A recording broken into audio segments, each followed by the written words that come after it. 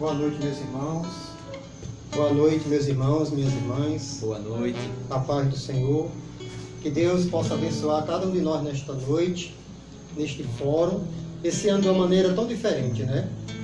Para quem caminha com a comunidade, conhece a nossa comunidade, todos os anos nós fazemos esse fórum, esse momento em que nós paramos para fazer uma reflexão acerca de algum tema contemporâneo, algum tema que bate às nossas portas. Mas este ano, infelizmente, não podemos estar em grupo, né, reunidos como costumeiramente.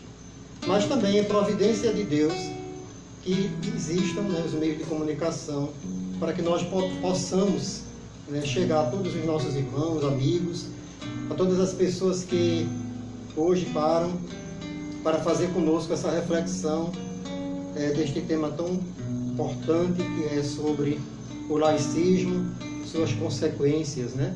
E hoje e amanhã vamos estar fazendo esta reflexão, tá certo?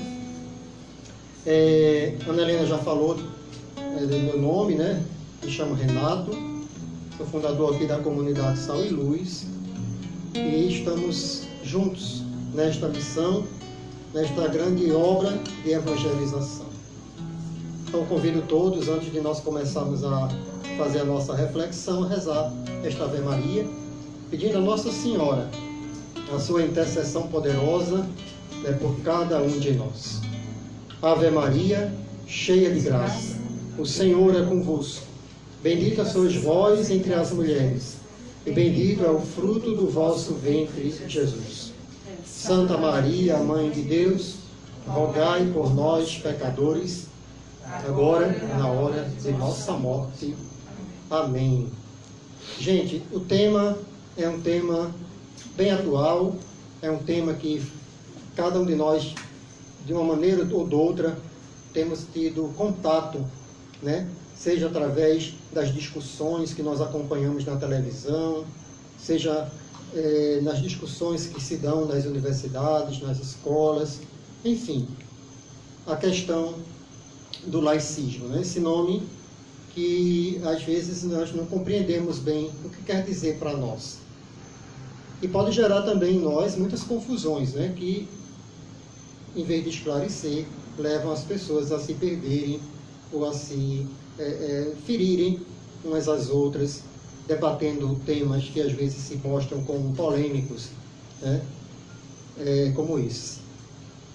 Primeiro eu queria falar sobre a questão do leigo, né? Laicismo lembra leigo. E leigo é aquilo que a gente tanto conhece, né? Por exemplo, eu, que estou falando aqui com vocês, sou um leigo. Nós, na comunidade Sol e Luz, somos uma comunidade formada de homens e mulheres leigos. E nós entendemos o que significa leigo para nós cristãos, né? Para nós católicos. O leigo é aquela mulher, aquele homem que não pertence a nenhuma ordem sacra. Né? Nós temos na igreja os sacerdotes ordenados, nós temos os religiosos, né, que fizeram votos, né, professaram votos, e existem as pessoas leigas, as pessoas que são cristãs, batizadas, que estão no mundo, evangelizando através do trabalho, através da escola, através da família, em vários lugares, em vários ambientes, esse leigo, essa leiga chega, né? Então, falar em laicismo, primeiro a gente precisa entender o que é o leigo, né? Aquela pessoa que não faz parte de ordem sacra. Então, tudo aquilo que não era, que não faz parte do, digamos assim, do clero ou de alguma ordem religiosa, chamado então de leigo, né? E daí do leigo vem essa palavra laico, uma pessoa laica, uma pessoa que não faz parte do clero, né? Então isso durante a Idade Média sempre foi muito comum. E nós vamos entendendo essa figura do leigo nessa circunstância, dentro dessa categoria. Também a partir de leigo a gente entende que hoje tanto a igreja fala, né? O laicato, né? Que é o conjunto dos leigos cristãos. Nós cristãos, leigos, nós somos laicato, né? Nós formamos o laicato, aquelas pessoas que estão na missão, na evangelização, estão envolvidas no anúncio do Evangelho, são enviadas pela igreja, porém não somos clérigos, né? Não somos ordenados, somos família, né? Somos trabalhadores, somos estudantes, enfim. Então, assim, só para a gente entender bem essas nomenclaturas, né? Então, eu falei de leigo, laicato, e vem aí o nome laicidade, né? Laicidade, que é uma categoria, uma qualidade do laico, né? Algo que tem a ver com essa, digamos assim, essa definição do que algo é laico, que algo não faz parte deste mundo religioso. Essa nomenclatura que foi adquirindo isso a partir do tempo, a partir dos séculos, e de modo especial no tempo atual. Então, depois eu vou falar um pouco melhor sobre isso, tá certo? E vem, por fim, o tema que nós estamos trabalhando, que é o laicismo. O laicismo já é uma coisa mais avançada, digamos assim, mais gritante que a laicidade, né? É justamente uma rejeição à fé, uma rejeição a qualquer manifestação ou influência da religião na vida pública, né? E quer restringir toda a fé e toda a vivência da fé a uma mera experiência privada, né? Então, de maneira que o laicismo seria uma degeneração daquela laicidade que é sadia, que é necessária, né? A laicidade, minha gente, quando a gente fala em laicidade, a gente está falando do Estado laico, né? Nós vivemos num Estado laico. O que é um Estado laico? É um Estado que não tem uma religião como uma religião definida, uma religião oficial, né? Então, desde a Constituição de 1891, com a República, o Brasil, ele não tem mais uma religião oficial, né? Então, há uma liberdade religiosa de forma que o Estado ele tem agora o dever de garantir a todos o direito de professar sua fé sem nenhum constrangimento, seja ela qual for, né? Incluídos aí também nós, né, católicos, o direito, né, de manifestar a nossa fé, de manifestar a nossa opinião, de manifestar a nossa crença diante da sociedade, né? E não ter receio de ter que esconder essa fé sob pena de ser perseguido, de ser preso, de ser discriminado, etc. e tal. Então, o Estado laico é um Estado que nos garante, e a todos, essa liberdade de culto, essa liberdade de expressão, essa liberdade de fé. Então, em si, a gente não poderia dizer que é uma coisa totalmente ruim quando se fala na laicidade, no Estado laico, né? Mas ela pode se degenerar, dependendo de grupos ou de determinadas mentalidades, para o que nós chamamos de laicismo, né? Então, Bento XVI, ele fala sobre isso. Eu vou falar alguns textos da igreja, porque é importante que a gente reflita algumas coisas que a igreja nos fala e que vai nos ajudando a também somar essa reflexão com a igreja e aprendendo com a igreja e também refletindo sobre a nossa vida, sobre a nossa prática, né? Que a gente vai desenvolvendo a partir deste fórum, né? Dentro dessa... Porque é um grande desafio hoje ser cristão, é inegável isso, né? É inegável que é cada vez mais difícil nós falarmos de Deus, né? Para ouvidos cada vez mais difíceis. Por exemplo, quando se coloca uma notícia na televisão, na internet, melhor dizendo, e quando nós vamos ver os comentários, né, que as pessoas fazem, então, assim, a falta de respeito é imensa em relação à religião, né? Muitas vezes tratada como algo completamente fora da realidade, relegada a uma categoria privada, uma categoria inexpressiva, que deve ser esquecida, etc. e tal. Então, muitas vezes isso causa uma grande dificuldade para nós, né? Eu não sei você que está aqui participando, assistindo conosco, se já teve algum tipo de dificuldade, se já experimentou na sua vida, né, alguma dificuldade por expressar a sua fé, né? Talvez no seu trabalho, talvez na sua na universidade, talvez na própria família, né? Então, o Papa Bento XVI, no ano de 2006, dia 9 de dezembro de 2006, ele fez um discurso, né, aos participantes do 56º Congresso Nacional de Estudos promovidos pela União dos Juristas Católicos na Itália, né, italianos. E eu separei dentro desse discurso algumas coisas que vai ajudar a gente a pensar um pouco sobre essa questão do Estado laico e do que vem a ser o laicismo, né?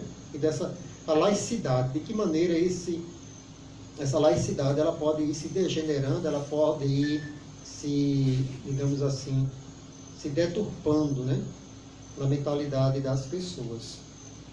O Bento XVI diz algo muito interessante. Ele diz que não há uma única laicidade, mas várias laicidades. Ou melhor, existem múltiplas formas de compreender e de viver a laicidade. Às vezes maneiras opostas e até contraditórias entre si. Ou seja, existem várias mentalidades, várias maneiras de compreender essa questão da laicidade. E aí a gente entende que algumas pessoas elas vão caminhando com a laicidade sadia, que aí envolve a tolerância com o outro, o respeito com o outro, né? O aceitar que o outro tenha a sua opinião e que exerça livremente a sua fé, desde que essa fé, essa religião ou esse pensamento não venha a ser nociva a toda a sociedade, né? Nós sabemos disso, né? Mas que é uma necessidade, né, que algumas pessoas vão percebendo, enquanto que outras elas vão caminhando para uma realidade de ateísmo, né? Entendendo, compreendendo que a laicidade seria, digamos assim, extirpar Deus da sociedade. E aí se torna o laicismo, né? Então, por isso que ele fala que não existe uma única maneira de se entender a laicidade, mas várias maneiras, né? Depois ele continua e diz assim, em relação à questão histórica do laicismo, da laicidade, ele continua e diz: tendo surgido como indicação da condição do simples fiel cristão, ou seja, o leigo o laico indicava simplesmente o fiel cristão, como nós, a laicidade não pertence nem ao clero e nem ao estado religioso. Foi mais ou menos o que eu tinha comentado na nossa introdução de hoje. E durante a Idade Média, revestiu o significado de oposição entre os poderes civis e as hierarquias eclesiásticas, né?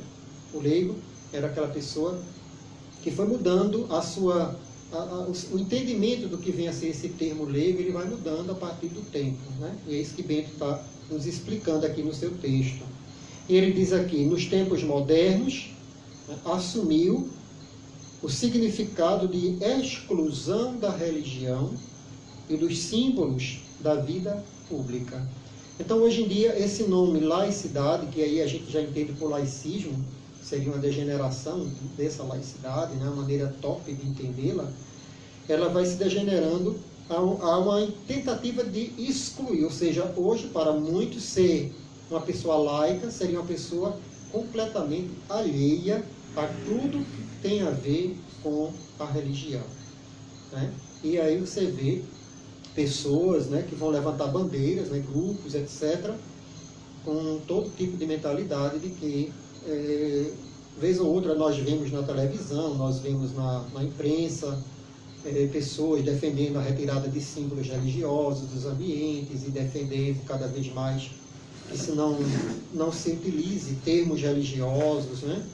Eu lembro uma vez que na universidade eu falei alguma coisa e eu não lembro a discussão, eu falei sobre o termo pecado e alguém disse a mim assim: esse termo não é tão bem visto aqui, a gente não se usa esse termo aqui na universidade. Eu disse, mas independente de você usar ou não, ele existe. Aí começamos um outro debate, né, em relação a isso. Porque eu disse, então, o que você está dizendo é uma ditadura do pensamento.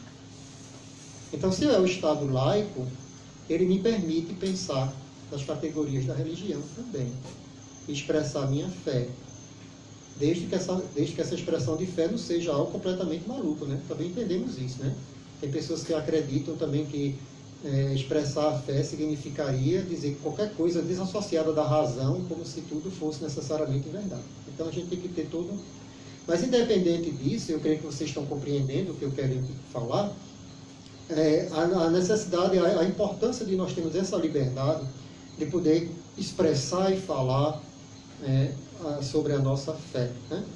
E quando a pessoa me questionou, eu entendi que haveria ali uma supressão, né?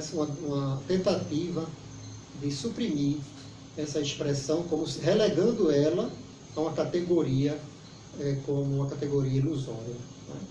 E não é por aí, tá certo? Então, o Papa Bento XVI, em 2006, né, que é o texto que eu estou lendo, ele escreveu e disse assim, que hoje, né, nos tempos modernos, esse termo significa, né, assumir o significado de exclusão da religião e dos seus símbolos da vida pública mediante a sua relegação para o âmbito particular e para a consciência individual.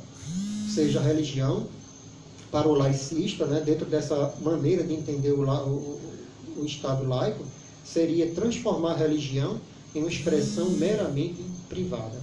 E aí, quando você leva a religião apenas para o âmbito privado, você acaba criando uma sociedade fora do âmbito privado, como se ela fosse algo alheio às próprias pessoas que fazem parte daquela sociedade. Porque o Estado é laico, mas as pessoas, elas são religiosas, né? Nós estamos aqui nesse momento de reflexão porque nós temos fé. E nós estamos aqui falando a partir de um lugar, a partir do lugar da nossa fé, né? Então, embora cristãos, temos a nossa fé, mas nós somos pessoas que interagimos na sociedade, né? No nosso trabalho, nos nossos estudos, nas nossas atividades, quaisquer que sejam, ali nós fazemos parte da sociedade. Então, essa sociedade que é laica, ao mesmo tempo, ela é formada de pessoas que têm fé. Sejamos nós, né, que temos fé em Cristo, né, fé católica, como também pessoas que professam outras religiões. Então, esse Estado laicista, muitas vezes, ele quer impedir, ele quer determinar, né, de que essa expressão de fé, ela não pode ser dada fora do âmbito da família. Certa vez eu fui para um seminário na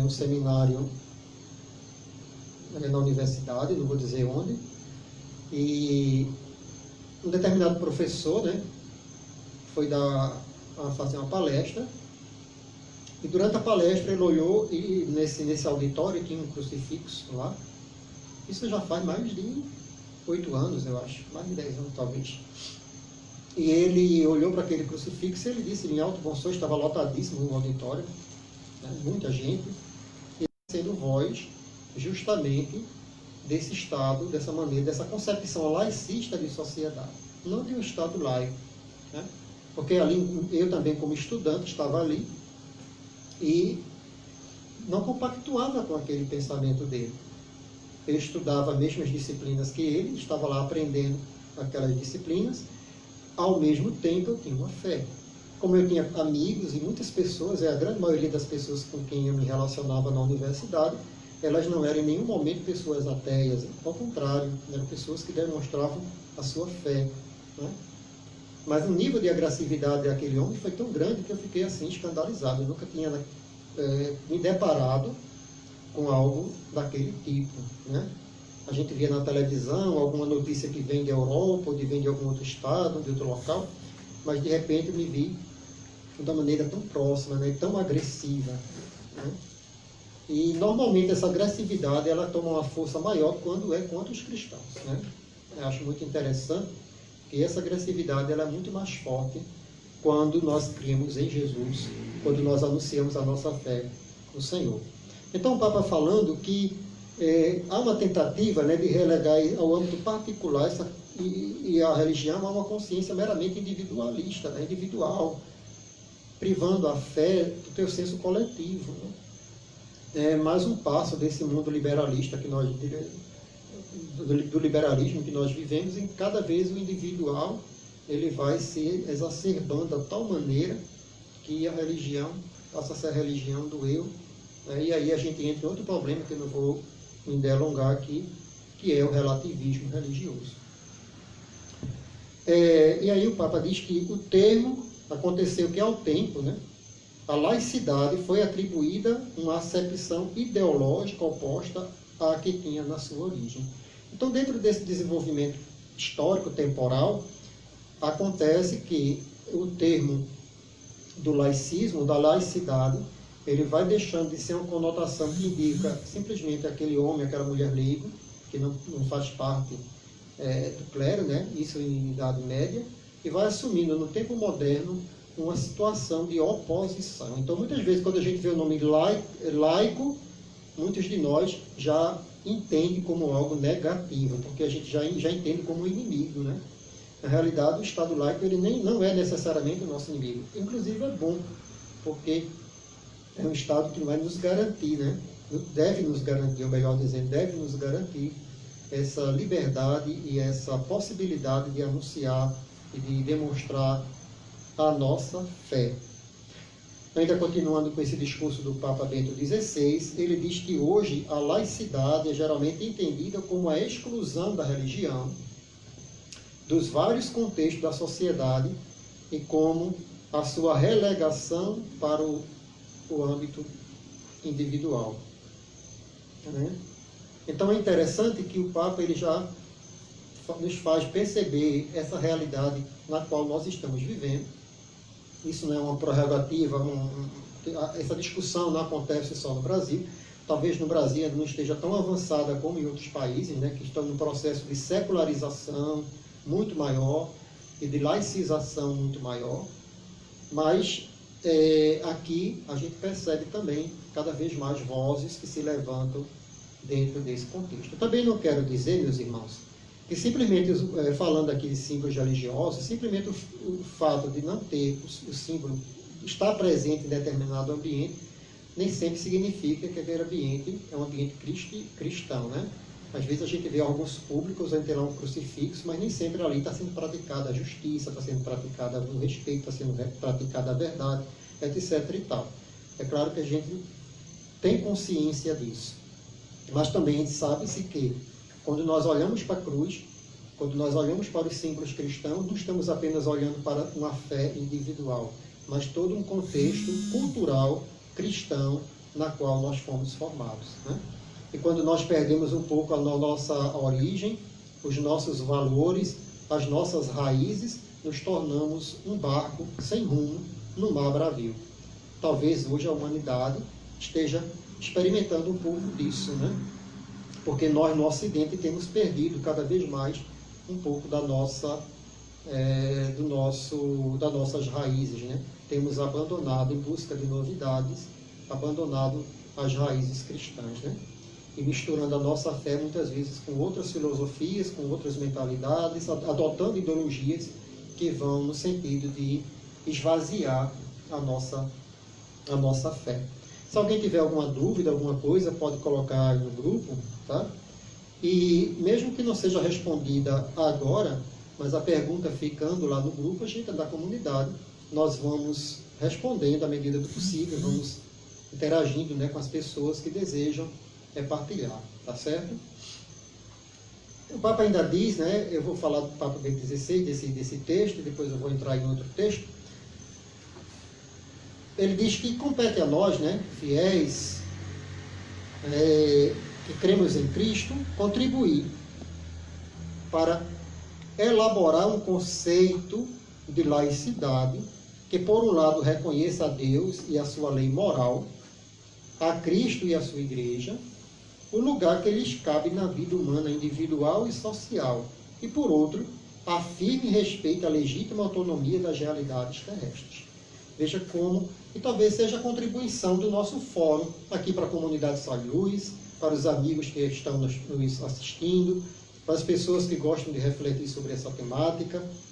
Aqui a gente está dando digamos assim, uma introdução, uma exortação para que a gente aprofunde essas realidades, né? Quem gosta, de modo especial, quem se interessa por estudar a questão da política, né? É muito importante a questão da fé e da política.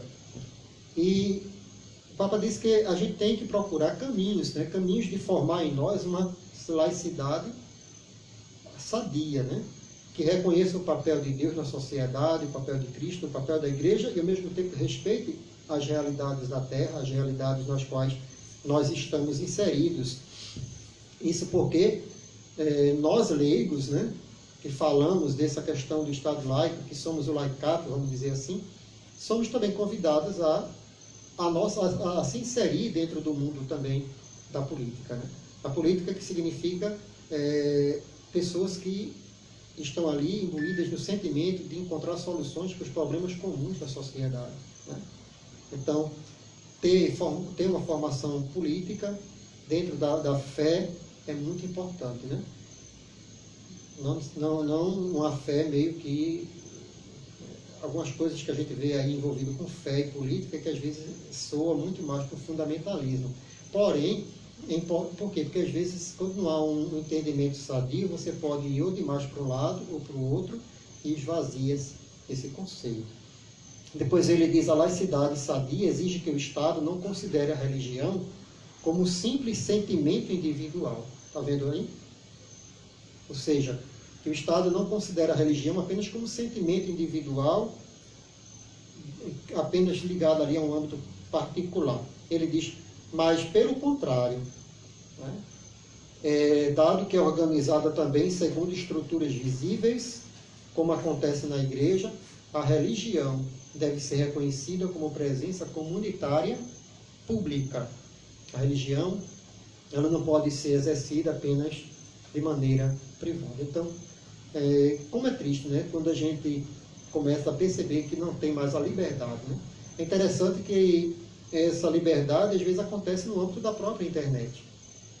Quando nós colocamos alguma coisa que tem a ver com a nossa fé, as pessoas elas começam a questionar, né? Claro que todos têm o direito de questionar, né?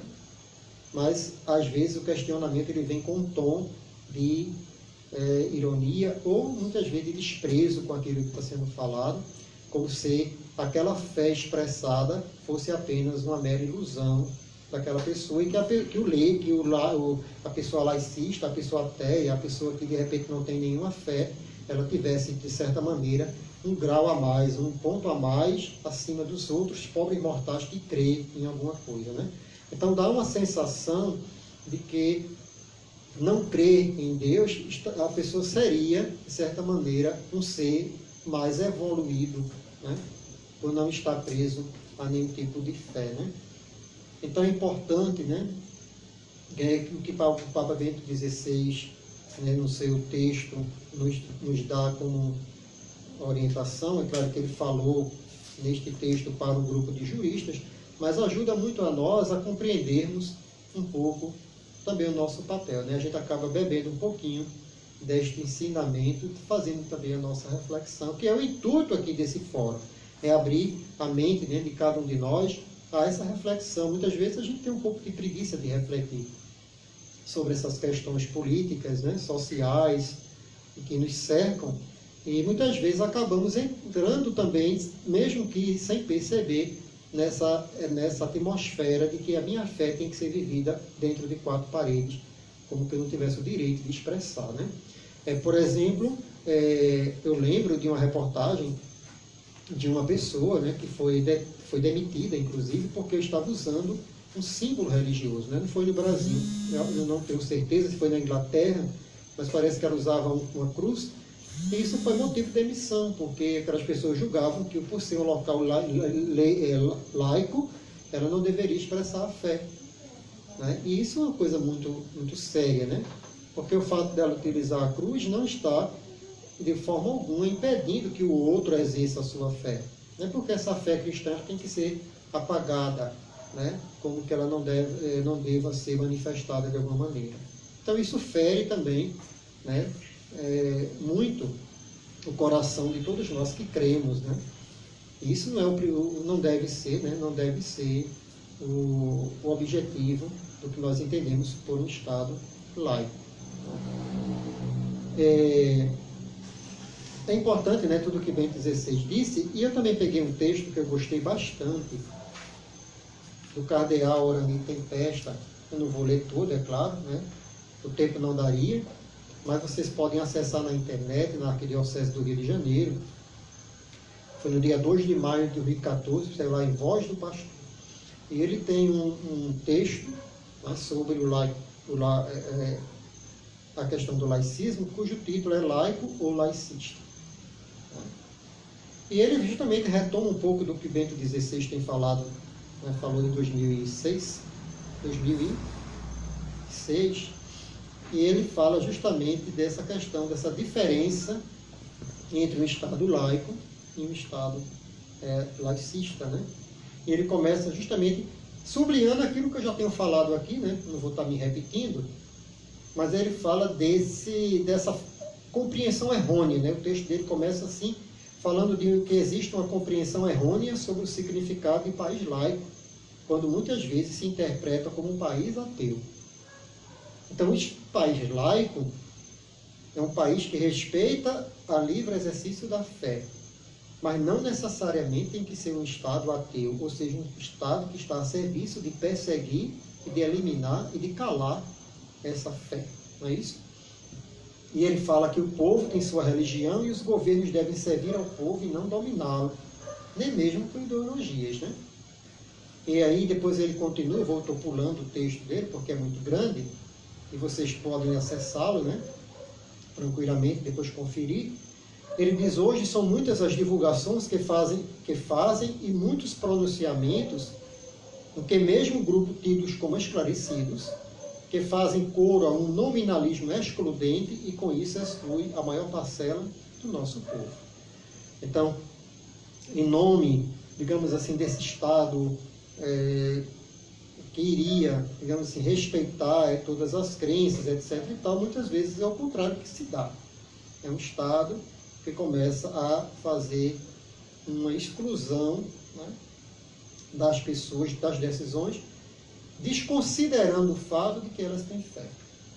É como se, de repente, nós chegássemos num determinado ambiente, na escola, trabalho, e começássemos a implementar uma ideologia qualquer que, de repente, vá de encontro à fé daquelas pessoas, numa tentativa de esvaziar as pessoas da sua fé.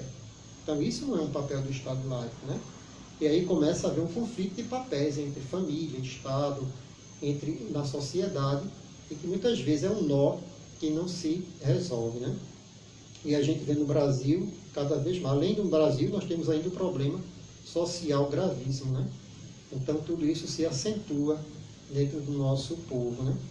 Ele diz: é interessante que em grupos fanaticamente laicos, acho interessante essa fala dele, é que se viu apelar para a igreja a resolver questões sociais, como vemos acontecer atualmente, né? Então ele vê que muitas vezes as pessoas são muito extremamente laicas, mas quer que a igreja esteja sempre ali resolvendo questões sociais, né? Às vezes chega a ser contraditório. Quer que a igreja esteja disponível para resolver os problemas sociais, mas impede que essa igreja fale, que a igreja expresse a sua opinião, que a igreja fale sobre a sua fé. Então, muitas vezes, nós como cristãos somos respeitados e até queridos se nós nos envolvermos em algum projeto social, alguma ONG, alguma coisa que vamos fazer o bem ao próximo, porque todo mundo que tem um bom coração, que quer ajudar, né, se envolve em projetos, e são muitos projetos bons. E aí, se nós fôssemos fazer, também vamos ser muito bem acolhidos. Mas a partir do momento em que nós começarmos a falar da doutrina da nossa igreja, muitas vezes vamos começar encontrando a oposição, né? Quando nós falamos em temas principalmente ligados à família, ligados à educação, ligados a comportamento, ligados à moral, vamos ser, naquele momento, já muitas vezes excluídos, né? E se não, vão tentar nos calar de alguma forma, né? E às vezes, por exemplo, mas ninguém nunca tentou me calar, ninguém nunca me... De repente você pode simplesmente ser bloqueado numa rede social, né? Graças a Deus não chegou o tempo ainda de sermos perseguidos, né? quem sabe, né? O catecismo diz que o último inimigo da igreja será a apostasia. Eu não sei se a gente já vive esse tempo, porém, será a última provação da igreja, né?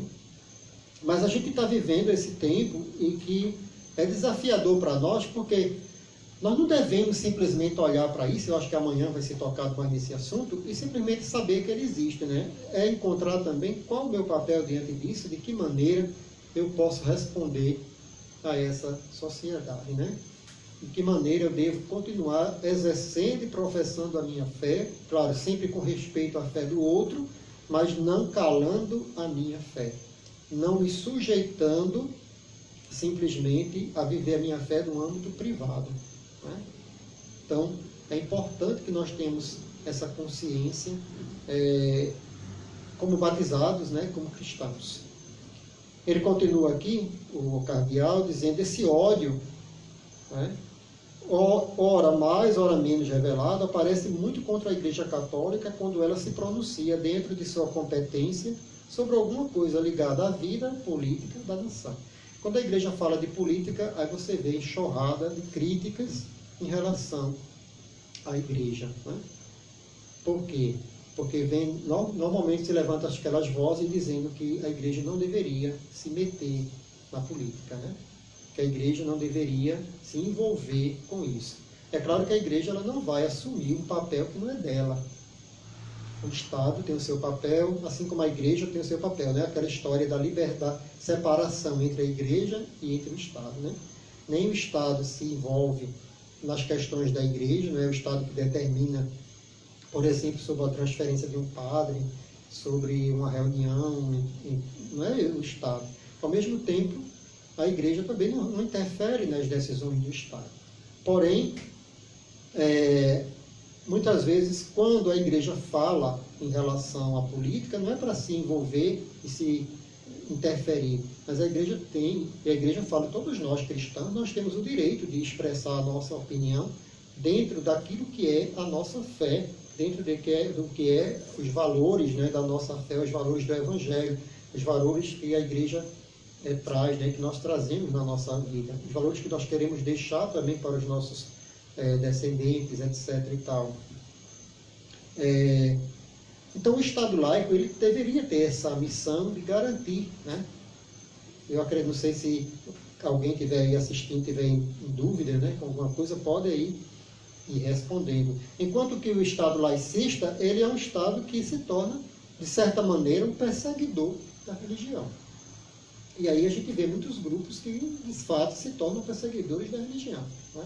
Gostariam simplesmente que as religiões não existissem, né?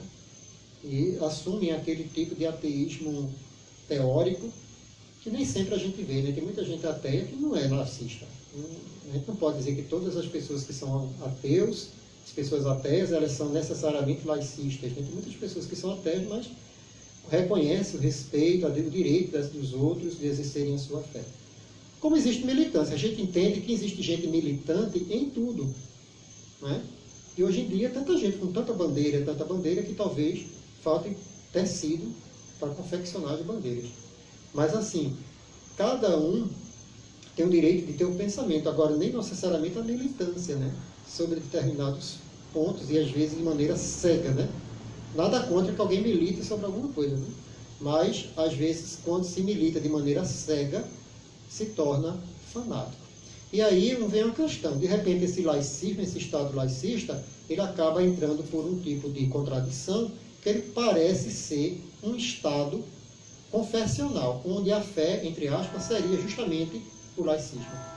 E aí começa a impor esse laicismo, essa maneira de não ter fé a todos.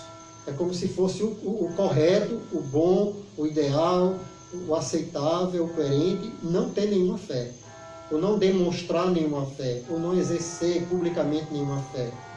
E isso entra como se fosse uma confissão do Estado, né? É como se fosse uma espécie de confissão de fé daquele Estado, nesse tipo de coisa, e acaba impondo a todos, né, essa perseguição, né?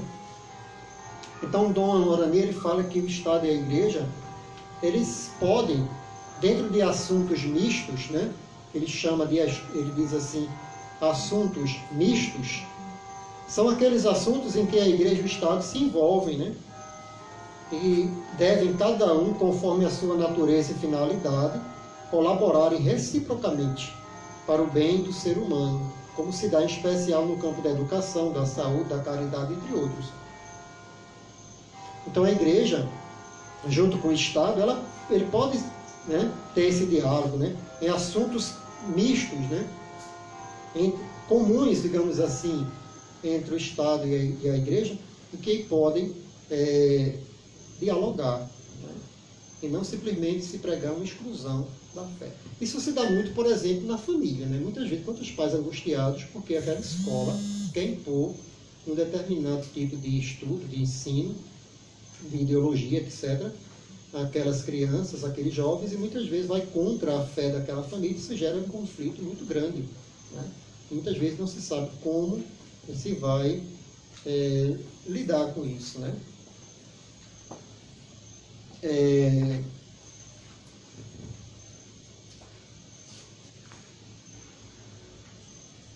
Ele diz assim: a defesa do Estado, sempre que se agem a sós ou em organizações legalmente constituídas, se deve, como dito, né, que ele falou, eu pulei aqui, que a defesa do Estado laicista, que se julga um ente autônomo e independente de Deus e do povo religioso, sustenta a sua máquina burocrática, né? Ou seja, o Estado que, dentro desse pensamento laicista, e as pessoas desse pensamento se julgam autônomos, independentes de Deus e também do povo inteiro que é religioso. Então, digamos, se um grupo laicista assume uma determinada função, ele começa a exercer como se fosse autônomo do resto da população que é cristã, né? É como nós delegamos, né? Na questão política, que não é o objetivo nosso discutirmos aqui, mas normalmente nós damos uma, digamos assim, entre aspas, né, uma procuração, digamos assim, alguém para nos representar. Então, muitas vezes, essa pessoa que está ali para nos representar, claro, e exercer ali a justiça em nome de todos nós, muitas vezes não nos representa. Por quê? Porque muitas vezes nos convida a estar fora do discurso, justamente por conta da nossa fé. Então, são essas coisas que esse tema, né, aqui do nosso fórum nos convida a refletir, né?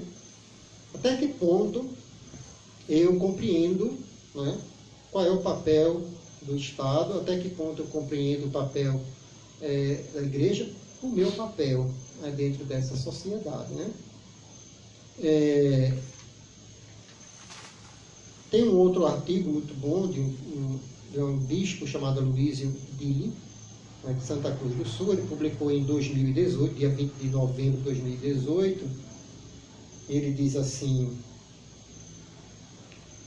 o Estado democrático, mesmo sendo multicultural, eleito legitimamente, não pode ser considerado ateu, pois os cidadãos que representa, professam credos religiosos e merecem respeito e não podem ser influenciados ou manipulados por alguém ou por minorias, que se trata de defender o direito de todas as religiões professarem sua crença e celebrarem seus ritos. Então, vocês estão compreendendo que o Estado laico, ele é um Estado que garante a liberdade, inclusive para o ateu. Inclusive para a pessoa que não tem nenhuma fé, que não professa nenhuma fé. Elas também não podem e não devem ser perseguidas, discriminadas, etc. e tal. Da mesma maneira que nós. E aí é a grande diferença que há realmente entre o Estado laico e um Estado laicista. Você tem regimes, países, regimes ateus, que muitas vezes impedem as pessoas de professar a sua fé. Então, leva as pessoas a uma ideia laicista, Ou seja, a fé ela tem que ser extirpada do âmbito social. A gente aqui ainda não vive de maneira assim, mas também temos indícios, Indícios, porque existe também dentro desse Estado laicista uma ideia também de neutralidade do Estado total,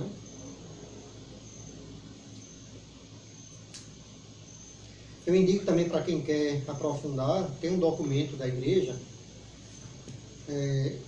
que foi publicado no dia 21 de março do ano passado, 2019, pela Comissão Teológica Internacional, né, que é sobre a liberdade religiosa, né?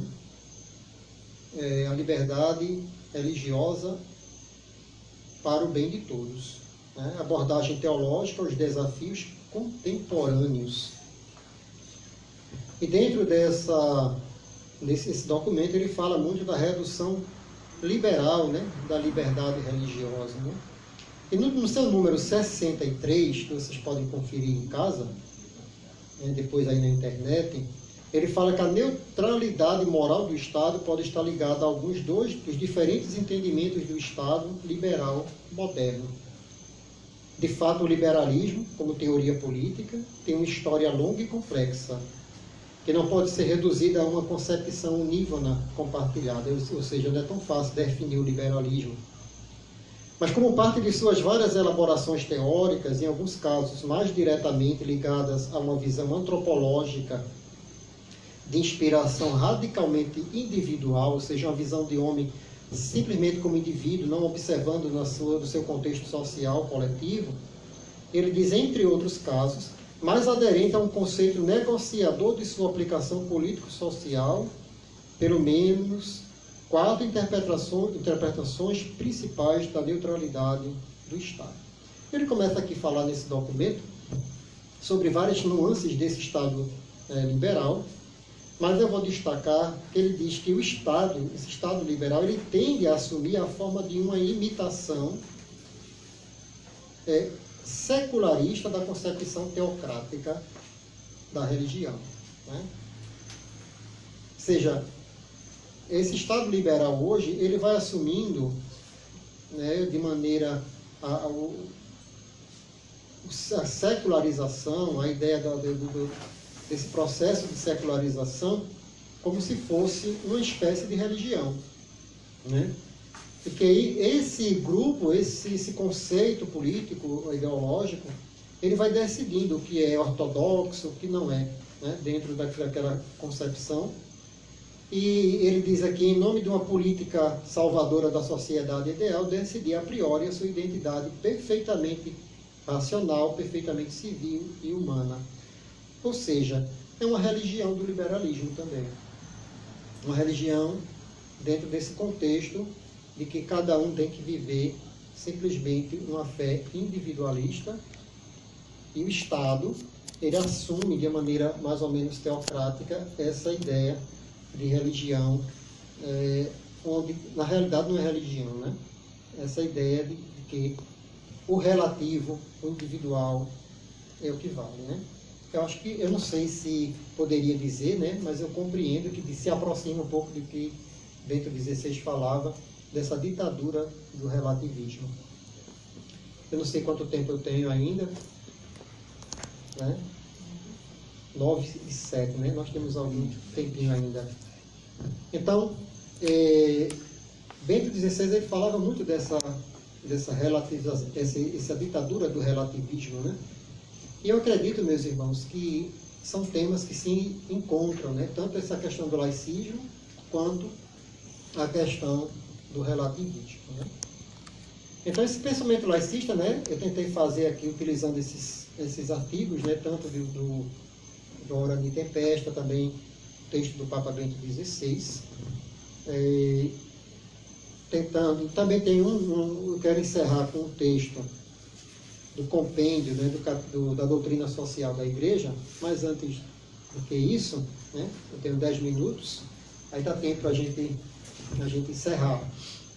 Dizer para vocês que a proposta do nosso fórum, né, como nós temos aqui o laicismo e os seus efeitos, os efeitos muitas vezes é essa mudança de mentalidade dos próprios cristãos, porque muitos de nós cristãos, a gente vai sendo também, acaba também entrando nessa mentalidade laicista, e às vezes, por que não, o próprio cristão, ele se vai esvaziando, ele vai abnegando da sua fé, ele vai se fechando em si mesmo, ele começa a entender que a fé tem que ser vivida simplesmente no seu âmbito individual, e aí ele já começa a ter vergonha, e ter medo, e ter receio de professar a sua fé, né?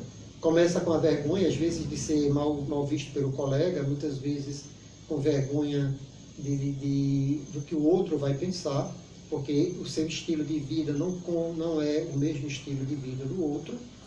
E aí está no âmbito muito do testemunho, aquela coisa toda.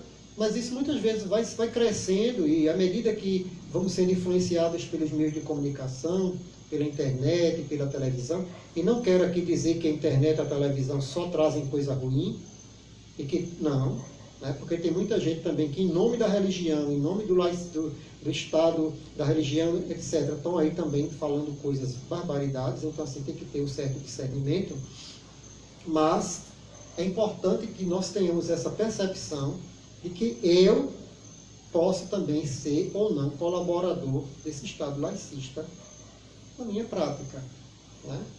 A partir do momento em que eu começo a ter receio de expressar a minha fé, porque eu vou também achando que falar de Deus não é muito importante, né?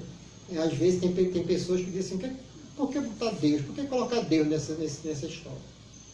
Né? Às vezes é uma situação que está surgindo e alguém fala em nome de Deus e o outro diz assim, não, deixe Deus fora disso. E muitas vezes a gente acaba entrando um pouco nessa linha, realmente de deixar Deus de fora da nossa vida e deixar Deus de fora, né? E aí de um modo pior ainda do nosso Estado, né?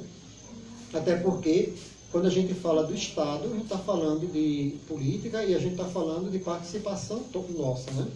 Nós somos participantes, né? Politicamente, nós somos as pessoas que elegemos os outros, né? E muitas vezes precisamos entrar e observar esses critérios. Embora também o texto que eu vou ler para vocês pode ilustrar muito, e com esse texto eu quero encerrar minha fala aqui, minha participação, né? Deixando para amanhã a continuidade da discussão, da partilha, da reflexão sobre essa temática, que, claro, não se esgota aqui. Nós estamos aqui dando um pequeno empurrãozinho, né? Despertando, digamos, a reflexão, para que vocês possam procurar ler e se aprofundar, né? E participar melhor. O compêndio da doutrina social da igreja, eu vou ler 2 números do compêndio. Esse texto, minha gente, está disponível de graça no site da Santa Sé, né? Você vai lá no site da Santa Sé, textos fundamentais, doutrina social da igreja, compêndio da doutrina social da igreja. Tem lá os textos fundamentais, e entre eles está lá o compêndio da doutrina social da igreja. No número 572 e 573 diz o seguinte, tá certo? Ele diz que o princípio da laicidade comporta o respeito de toda confissão religiosa por parte do Estado, que assegura o livre exercício das atividades culturais, melhor dizendo, espirituais, agora sim, culturais e caritativas das comunidades dos crentes. Deu para entender? Aquilo que eu estava falando, né? Esse Estado que vai garantir, que vai respeitar, né, a confissão religiosa e as expressões espirituais e culturais do seu povo e das pessoas que creem. Numa sociedade pluralista como a nossa, a laicidade é um lugar de comunicação entre as diferentes tradições espirituais e a nação. E aí ele vem uma orientação, vem uma chamada de atenção para nós. Infelizmente, permanecem ainda, inclusive nas sociedades democráticas, expressões de laicismo intolerante. Né? Veja, nas sociedades democráticas, expressões de laicismo intolerante, que hostilizam qualquer forma de relevância política e cultural da fé, procurando desqualificar o empenho social e político dos cristãos. Porque se reconhecem nas verdades ensinadas pela Igreja e obedecem ao dever moral de ser coerentes com a própria consciência. Né? Então, existe, mesmo no regime democrático, já sinais de hostilidade a essas pessoas. E chega-se também a mais radicalmente a negar a própria ética natural. E aí continua o compêndio. Esta negação que prospecta uma condição de anarquia moral, cuja consequência é a propotência do mais forte sobre o mais fraco, não pode ser acolhida por nenhuma forma legítima de pluralismo, porque mina as próprias bases da convivência humana. À luz desse estado de coisas, a marginalização do cristianismo. Veja como interessante. O que é uma marginalização? É colocar à margem. Né? O marginal é aquele que está à margem. Então, a marginalização do cristianismo, ou colocar o cristianismo à margem, não poderia ajudar o projeto de uma sociedade futura e a concórdia entre os povos. Seria, pelo contrário, uma ameaça para os próprios fundamentos espirituais e culturais da civilização. Ou seja, colocar o cristianismo à margem. Minha gente, quando a gente fala assim, deixar o cristianismo à margem, está falando para nós. Se na nossa maneira de colocar em prática na nossa vida, se nós formos colocando os valores cristãos à margem da nossa vida, e aí acaba desaguando no governo, porque nós somos representados por aqueles que nós elegemos, de certa maneira somos também responsáveis, né, por tudo. Muitas vezes nós queremos também digamos assim, nos abstrair dessa responsabilidade, nos subtrair, melhor dizendo, dessa responsabilidade, mas nós somos responsáveis. E aí retirar esses valores cristãos da sociedade, né, da nossa vida, ele é como que ameaçar os fundamentos, os alicerces dessa mesma sociedade. Agora vejam bem esse número 573, que diz assim: um âmbito particular de discernimento dos fiéis leigos de respeito às escolhas dos instrumentos políticos, ou seja, a adesão a um partido, ou as outras expressões de participação política. Eu vou ler de novo para quem não entendeu em casa. Um âmbito particular de discernimento dos fiéis leigos diz respeito às escolhas dos instrumentos políticos, ou seja, a adesão a um partido e a outras expressões de participação política. Né? Ou seja, ele fala do discernimento que o leigo cristão tem que ter na hora de se engajar, né, numa expressão política. É preciso operar uma escolha coerente com os valores, tendo em conta as circunstâncias efetivas. Ou seja, quando nós nos envolvemos com um partido político ou com uma expressão política, alguma forma de participação, não só necessariamente partido político, eu tenho que ter discernimento se aquele grupo ao qual eu estou me filiando, me envolvendo, ele compartilha desses mesmos valores, né? Porque senão eu, como cristão, vou ficar numa situação de incoerência. Talvez eles, os outros que estão nesse grupo, nem sejam incoerentes com aquilo que eles acreditam. Mas eu, enquanto cristão, posso me tornar incoerente à medida em que eu estou em determinado segmento ou grupo que, né, destoa desses valores que eu digo acreditar. E aí ele continua: em todo caso, qualquer escolha deve ser radicada na caridade. Veja, radicada na caridade e voltada para a busca do bem comum. Independente da escolha, tem que estar buscando primeiro a caridade. Esse tema é amplo, né? Esse nome caridade e amor é um nome desgastado, né, pela mídia, mas nós cristãos entendemos a profundidade desse nome, e voltada para o bem comum. E ele continua o nosso compêndio aqui: as instâncias da fé cristã dificilmente, veja, isso aí eu queria chamar muita atenção para o nosso tempo de hoje, as instâncias da fé cristã dificilmente são assimiláveis a uma única posição política. Pretender que um partido ou uma corrente política correspondam completamente às exigências da fé e da vida cristã gera equívocos perigosos. Então, essa história de que determinado grupo político aquele grupo vai representar a completude da minha fé, ele diz assim, pode gerar um equívoco perigoso.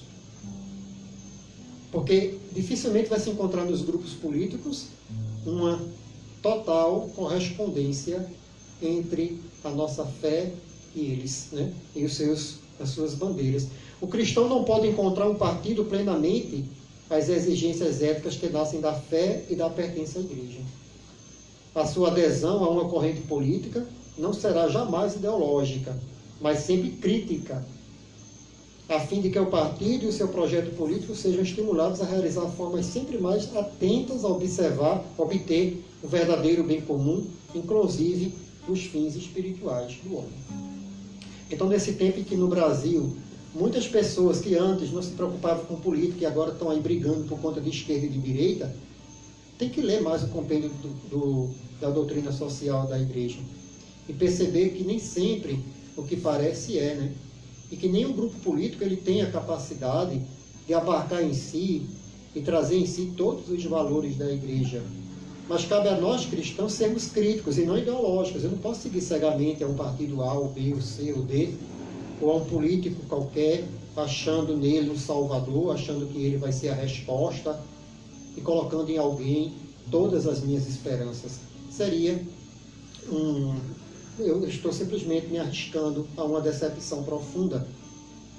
Mas ele diz, em vez de ter uma visão simplesmente ideológica, seja a ideologia qual for, né, ou quais forem elas, né, direita, esquerda, ou qualquer que seja, eu tenho que ter uma posição crítica a qualquer uma delas, porque eu, como cristão, e aí eu termino com o nosso tema da nossa comunidade, nós precisamos ser sal e luz, aonde quer que nós estejamos.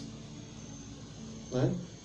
Então, o compêndio diz que o partido e o seu projeto político devem ser estimulados, né? Através da nossa crítica, através da nossa contribuição, através do nosso empenho, da nossa maneira de expressar a esse partido, a ele ser modificado, as coisas serem modificadas, tendo em vista o bem comum, né? E diz aqui, inclusive, os fins espirituais do homem.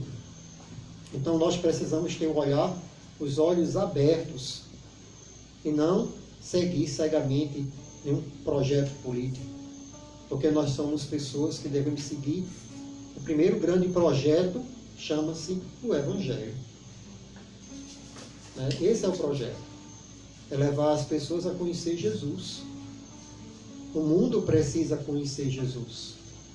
Mas se o mundo hoje o nega, se o mundo hoje o rejeita, se muitas pessoas já não creem, se muitas famílias não creem, se o Estado já não coopera, que faremos nós? Vamos ficar simplesmente achando calados? Não, a gente vai anunciar uma boa nova, que continua sempre nova, anunciar o Senhor, anunciar a sua ressurreição, anunciar o seu projeto, anunciar os valores do seu Evangelho, anunciar e manifestar a nossa fé, ser sal e ser luz aonde nós estivermos.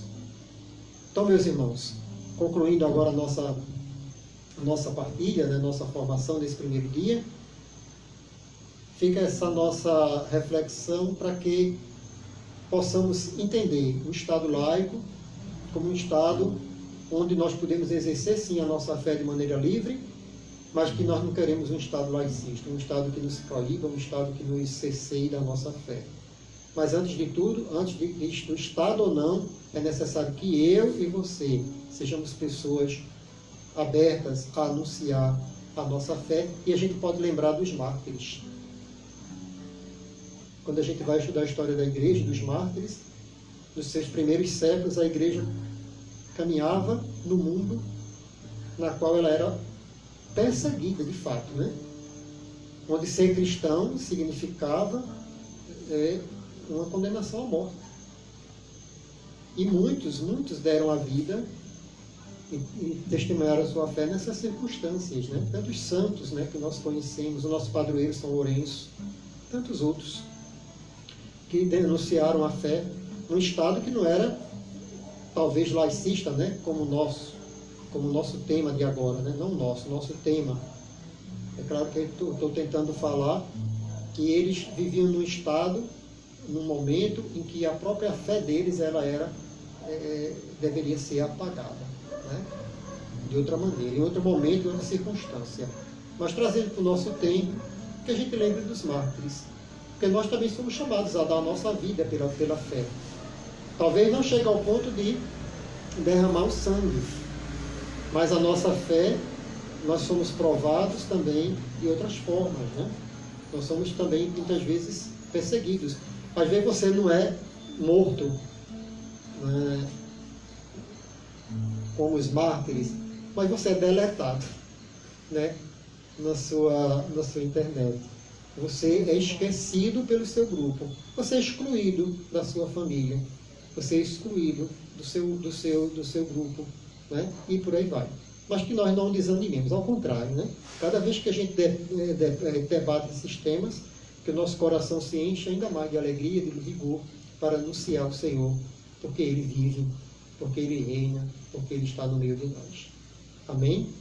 Amém. Então vamos fazer uma breve oração, finalizando esse momento.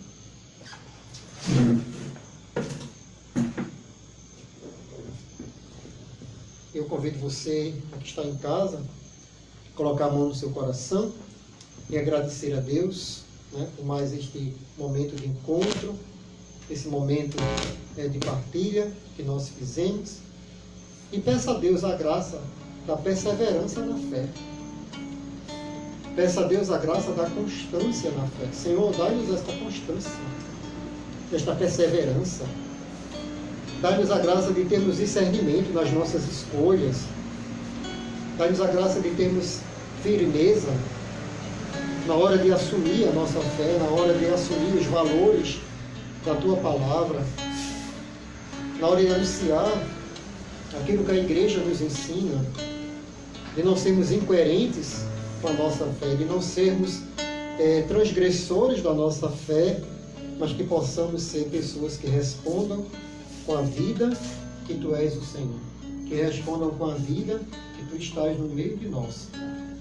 E nós queremos, Senhor, te pedir, pela intercessão de Maria, a Tua mãe, a nossa mãe, o Senhor nos deu lá na cruz, quando disse a João, quando disse ao apóstolo amado, eis aí a Tua mãe. E pela intercessão dela, nós possamos crescer na fé, crescer em sabedoria, que possamos perseverar, que possamos anunciar. E também através desta oração, da intercessão dela, que a nossa família seja toda ela mergulhada no Teu amor, mergulhada na Tua graça, Senhor. Nós te pedimos por intercessão de Nossa Senhora. Ave Maria, cheia de graça, o Senhor é convosco. Bendita sois vós entre as mulheres, e bendito é o fruto do vosso ventre, Jesus. Santa Maria, Mãe de Deus, rogai por nós, pecadores, agora e na hora de nossa morte. Amém.